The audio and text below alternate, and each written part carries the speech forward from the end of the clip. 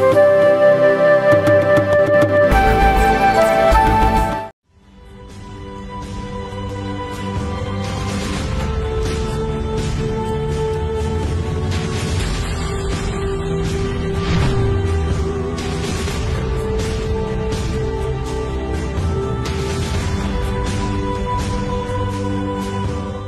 Sir ఏం చేయమన్నారు repeat వండుకోమన్నారా?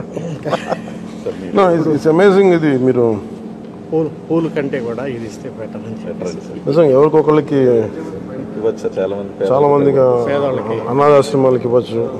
చాలా నా రిక్వెస్ట్ కూడా అందరికీ చాలా మంది విగ్రహాలు శాల్వాస్ ఇవన్నీ తీసుకొస్తూ ఉన్నారు.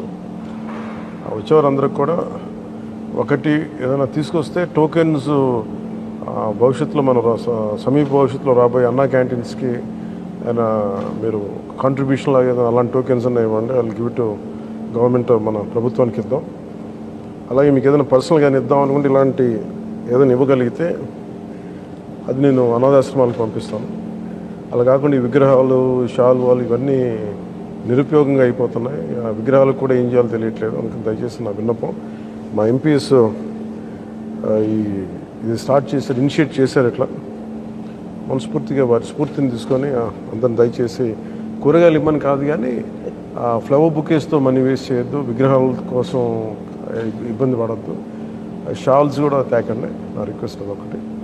ఏదైనా చేయగలిగితే నాకు చేయకపోయినా పర్లేదు కానీ అట్లీస్ట్ అది ప్రజలకిను కష్టాలు ఉన్న వాళ్ళకి ఉపయోగపడేలా చేయండి. I'm more than happy for that. Thank you sir. Thank you very much.